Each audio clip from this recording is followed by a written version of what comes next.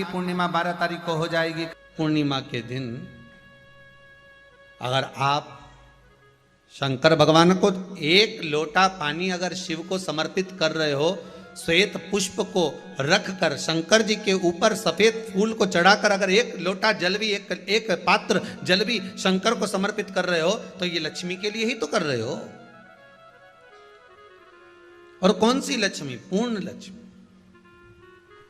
पूर्ण लक्ष्मी। आपको पहले भी कथा में कहा, एक बार भगवान विष्णु के सामने लक्ष्मी मैया ने बहुत तेज स्वर में कह दिया था, नारायण, दुनिया के लोग आपका नाम जपते हैं, दुनिया के लोग नारायण नारायण कहते हैं, दुनिया के लोग आपका भजन करते हैं, पर सत्य मायने में कहूं ना तो मेरे बिना दुनिया के लोगों की नहीं चल सकती। मेरे बिना दुनिया नहीं चल सकती, संसार मेरे बिना नहीं चल सकता। भगवान विष्णु ने कहा, ये तो गलत है लक्ष्मी आपका कहना। एक दिन लक्ष्मी को अहंकार आ गया।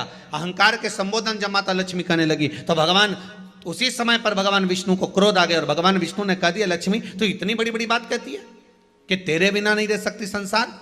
मैं तुझे कहता हूं लक्ष्मी, तू अपूर्ण है। तू अपूर्ण है, तू पूर्ण कब हो गई?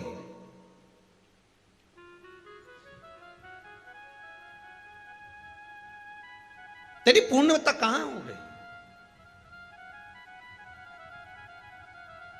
लक्ष्मी की आंख से आंसू बहने लगे। आज आपने मुझे अपूर्ण कहा है। आपको मालूम है आप मुझे अपूर्ण कह रहे हो? आपको यह ज्ञात हो रहा है आप मुझे अपूर्ण कह रहे हो? भगवान कहते हैं, हाँ लक्ष्मी, मैंने तुझे अपूर्ण कहा है। अपूर्णता का मतलब आप जानते हो ना? भगवान कहते हैं, लक्ष्मी मैं सब जानता हूं। लक्ष्मी रोती हुई माता सरस्वती के पास पहुंच गई। सरस्वती ने पूछा, क्या बात है लक्ष्मी, क्यों रो रही हो? लक्ष्मी जी ने कहा, क्या बताऊं सखी, मेरे पति ने आज मुझे अपूर्ण कह दिया है। तो क्यों रो रही है तू? अपूर्ण अगर कह दिया, पति ने ही तो कहा है ना, तो क्यों रोना? चल मेरे साथ में। और सरस्वती मैया माता लक्ष्मी को लेकर सीधे पहुंच गई माता पार्वती के यहां। माता पार्वती के यहां जब पहुंची है, माता पार्वती जी ने लक्ष्मी जी को देखा और सरस्वती को देखा तो पूछा कि बात क्या है, क्या हो गया ऐसा, क्या हुआ, क्या है ऐसा जो तुम दोनों आज मेरे पास में आई? क्या हुआ? पार्वती जी कुछ बोलती, शिव जी का ध्यान माता सरस्वती की ओर और लक्ष्मी की ओर गया और भगवान शंकर जान गए कि आज भगवान नारायण ने लक्ष्मी जी को अपूर्ण कहा है। अब देखें माता पार्वती क्या कर सकती है। इसको पूर्ण बनाने के लिए करेगी क्या? क्या हुआ? माता सरस्वती जी बोली, लक्ष्मी को अपूर्ण कह दिया। अपूर्ण कह दिया? हाँ, तो क्या सोचना उसके लिए? इसको मैं अभी पूर्ण बना देती हूं। माता जगत जननी पार्वती ने गोदी में विराजमान गणेश जी को उठाया और उठाकर लक्ष्मी जी की गोद में दे दिया। ले लक्ष्मी, आज से तू पूर्ण हो गई। लक्ष्मी, आज से तू पूर्ण है।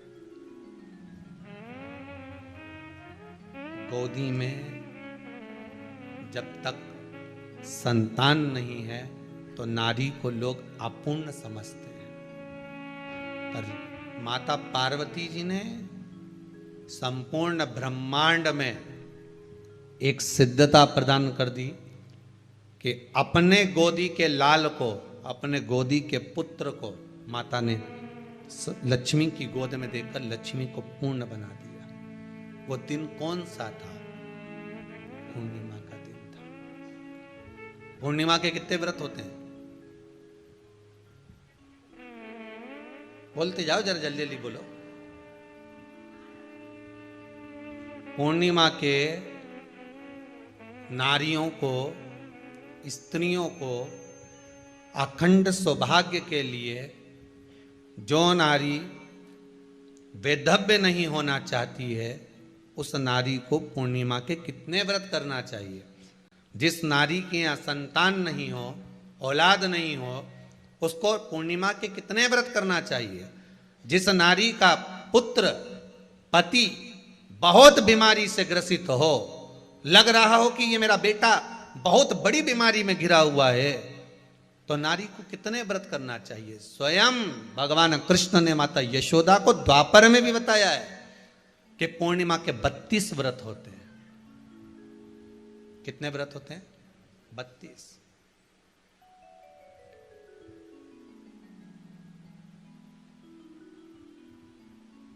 स्वयं भगवान कृष्ण यशोदा रानी को, माता यशोदा जी को भी बता रहे हैं 32 व्रत।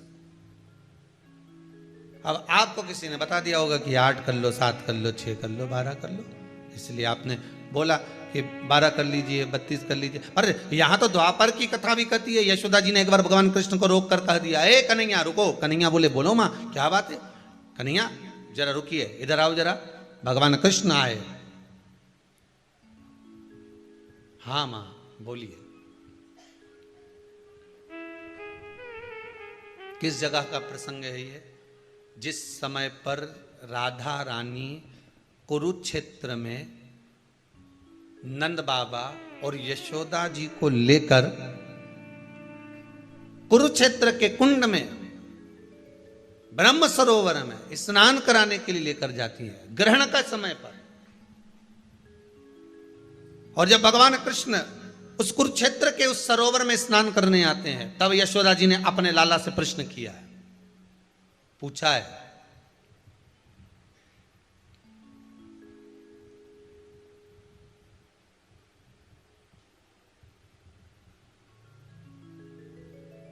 कि नारी वेधव्य होकर ना मरे।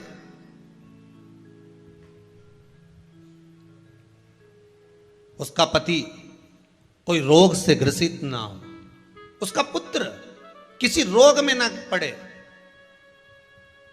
अरे भाई कितना सुंदर संवाद लिखा है। अगर किसी माता का पुत्र मान लो किसी नशे में डूबा हुआ है, कोई नशा कर रहा है और गलत नशा है, आपको लग रहा है कि ये नशे में डूबा हुआ है, आपको लग रहा है कि ये गलत जगह पर डूब गया है, आपको लग रहा है कि मदिरापान में, मांसाहार में या अधिक गांजा आदि का जो भी नशे होते हैं, जितने भी नशे, उसमें डूब चुका है। और माँ उसको समझा रही है, तू नशे में मत डूब, तू इस काम को मत कर, तू ये गलत कर्म मत कर। माँ उसको समझा कर हार गई।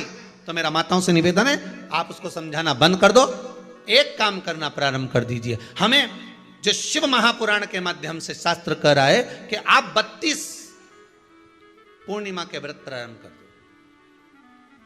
उसमें करना क्या है आपको?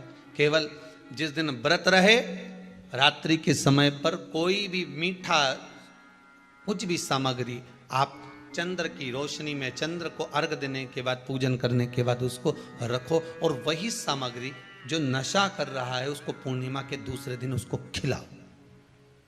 आप धीरे धीरे खिलाना चालू करेंगे, जिस नशे में वो डूबा हुआ उस नशे से वो छूटना प्रारंभ हो जाएगा। 2 पूर्णिमा व्रत करके तो देखो, तीसरे में तुम्हें जरूरत ही नहीं पड़ेगी। धीरे धीरे आप वो छूटना प्रारंभ हो जाएगा। स्वयं भगवान कह रहे हैं, यशोदा मैया ने कन्हैया को रोक लिया कुरुक्षेत्र के उस मैदान में, और भगवान कृष्ण का दर्शन माता यशोदा जी करी। बहुत बहुत दिनों के बाद माँ को, आज माता यशोदा को लाला का दर्शन हुआ, बहुत समय के बाद, जाने के बाद, बहुत समय। जब देवता 33 कोटि देवता उस चंद्र के इंतजार में रहते हैं कि ये चंद्र प्रबल होगा, तब जाकर ये चंद्र यहां पहुंचेगा, तब जाकर हम मंथन करेंगे, तब जाकर वो अमृत मिलेगा, और उस अमृत को देवता धारण करेंगे तो वो आनंद पा जाएंगे। तो हम क्यों शरद पूर्णिमा छोड़ें? हम क्यों एक एक पूर्णिमा छोड़ें? एक एक पूर्णिमा के महत्व को जानिए। कोई पूर्णिमा साधारण नहीं है, कोई प्रदोष साधारण नहीं है, कोई शिवरात्रि साधारण नहीं है। 12 महीने शिवरात्रि पड़ती है, 12 महीने में प्रदोष पड़ते हैं, पर 12 महीने पड़ते हैं। हम उसका महत्व ही नहीं जान पाते।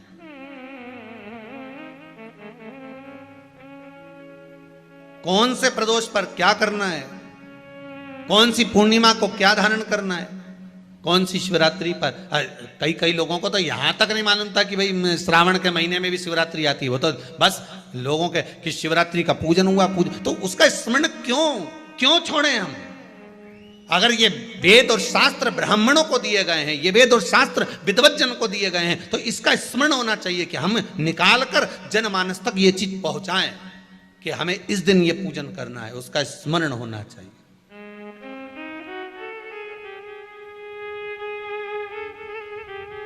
और वो सुख देने वाला।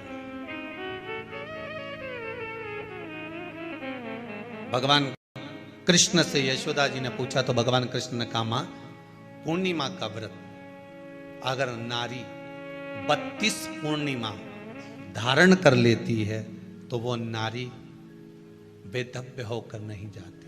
पर आप लोग व्रत जो करते हो ना, जो भी व्रत आप लोग उठाते हो, सोमवार का व्रत जैसे किसी माता जी ने उठा लिया और वो उठाने के बाद, हम तो शादी नहीं हुई थी ना जब भी सोमवार व्रत करते थे, अब शादी हो गई अभी भी हम सोमवार का व्रत कर रहे हैं, करे जा रहे हैं, करे जा रहे हैं, करे जा रहे हैं, पर उसका कोई उद्यापन नहीं करा, कोई संकल्प नहीं लिया गया कि मैं 5 करूंगी कि 16 करूंगी कि 25 करूंगी कि 31 करूंगी कि 21 करूंगी।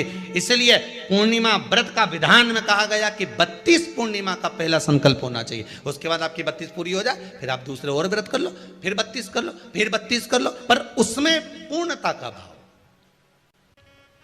अभी तक किसी किसी के सोमवार और गुरुवार और शुक्रवार के व्रत ही पूर्ण नहीं हुए, अभी तक चल रहा है, अभी तक चल रहे हैं। हम तो सोमवार का व्रत करते हैं, हम तो शनिवार करते हैं, अब शनिवार करते करते 4 साल हो गए, 6 साल हो गए, 5 साल हो गए। भगवान को तो थोड़ा बहुत कुछ खिला पिला के उनको एक बार तो विश्राम दे।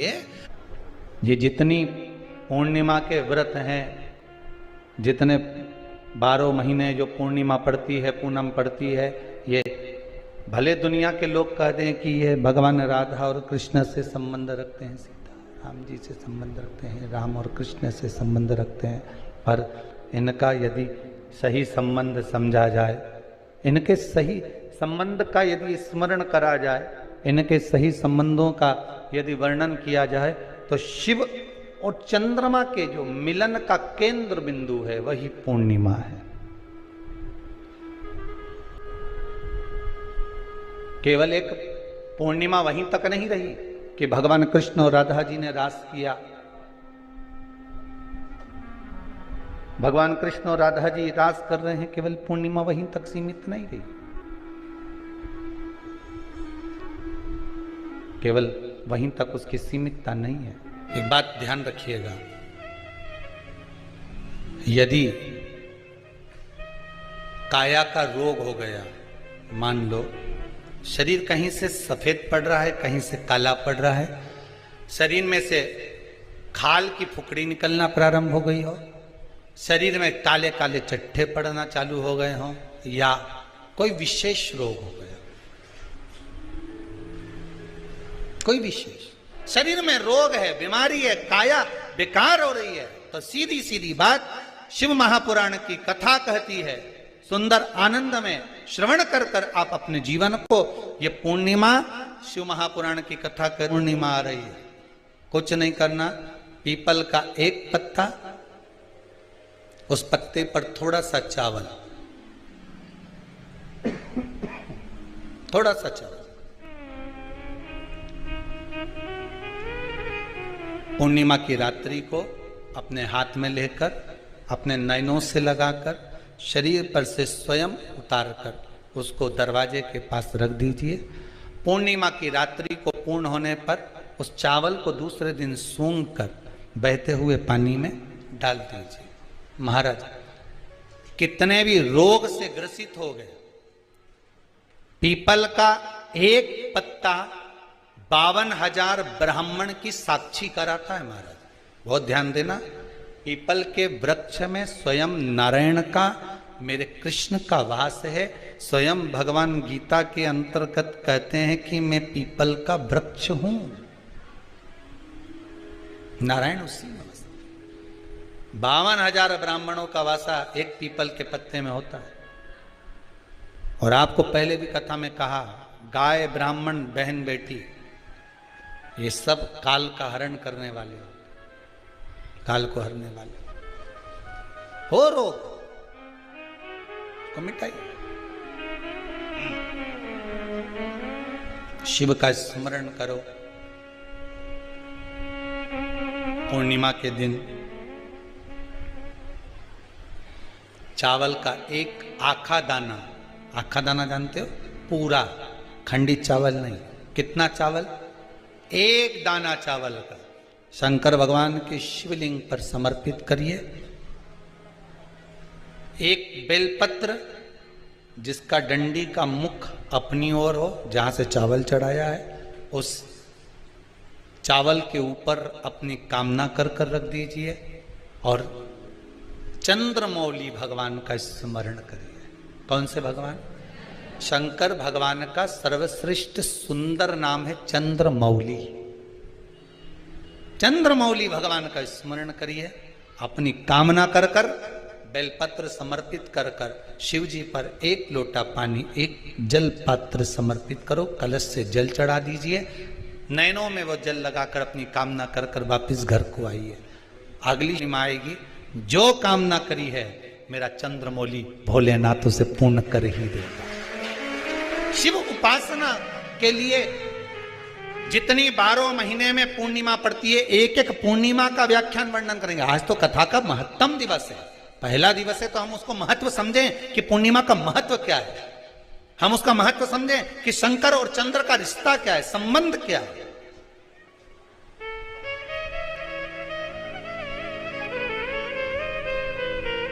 भगवान ने जितनी पूर्णिमा बनाई है, जितने नक्षत्र बनाए, जितनी घड़ी बनाई, जितना पल बनाया, जितना समय बनाया, ये शंकर भगवान ने जो बनाया ये गलत नहीं बनाया, श्रेष्ठता के लिए बनाया, जग के उद्धार के लिए, संसार के उद्धार के लिए बनाया। अब उसका प्रयोग आप करें ना करें या आपके ऊपर है।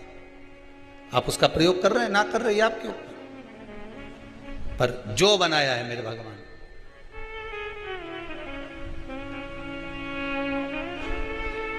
शिव देने 12 फरवरी मंगलवार, माघ की पूर्णिमा। एक छोटा सा उपाय चावल के दाने का किस्मत बदल देगी आप सबकी। श्री शिवाय नमस्तुभ्यम। दोस्तों, हर हर महादेव। अगर आपको हमारा चैनल पसंद आता हो तो प्लीज़ हमारे चैनल को लाइक और सब्सक्राइब करें तथा हमारे सारे उपायों को करते रहिए। मनोकामना पूर्ति हेतु उपाय। 12 फरवरी बुधवार, माघ की पूर्णिमा। चावल के दाने का उपाय। मनोकामना पूर्ति हेतु एक चावल का दाना शिवलिंग पर समर्पित करिए, हर मनोकामनाएं पूर्ण होगी। श्री शिवाय नमस्तुभ्यम। दोस्तों, हर हर महादेव। अगर आपको हमारा चैनल पसंद आता हो, हमारे वीडियोस अच्छे लगते हो तो हमारे चैनल को लाइक और सब्सक्राइब करिए तथा हमारे उपायों को करके अपनी मनोकामनाएं पूर्ण करिए। हर हर महादेव।